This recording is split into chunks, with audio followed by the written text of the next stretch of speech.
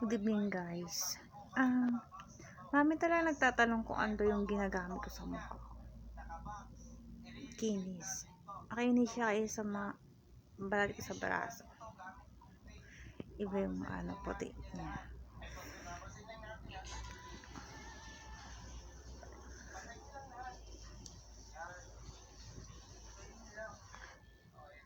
Ganda.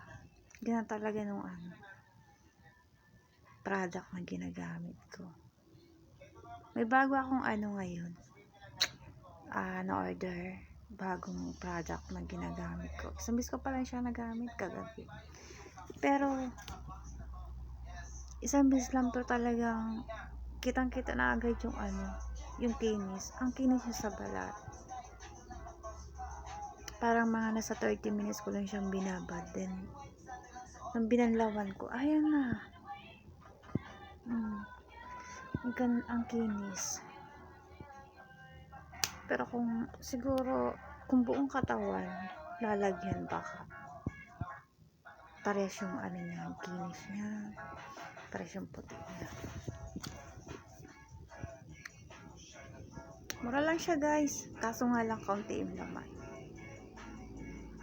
Ganda.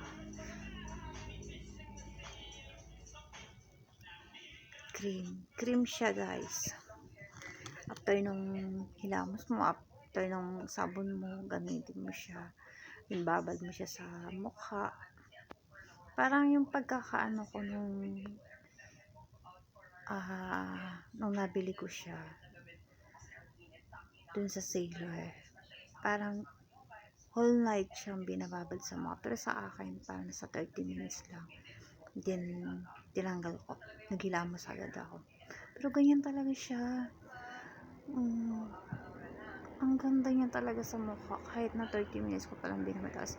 Sambis ko palang siya ng kinamit. Kitang-kita na talaga yung ang ganda. Ang ganda talaga ng product mo.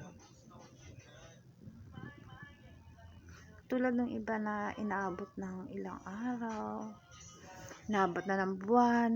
Saka mo lang maramdaman yung utoy-utoy na pagbabago ng mukha mo. Pero siya, parang super guys. Ang ganda talaga yun. Legit na legit yung product na yun. Para sa akin, number 1 talaga siya. Ang ganda niya sa mukha. Ang ganda niya sa balat. Parang pwede yata siya sa pambuong katawan. Kung may pera ka.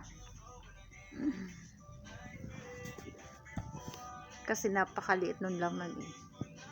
Kunti lang yung laman nung pero mura lang talaga siya guys. Ayan.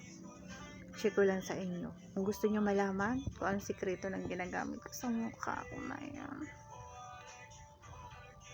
comment down below.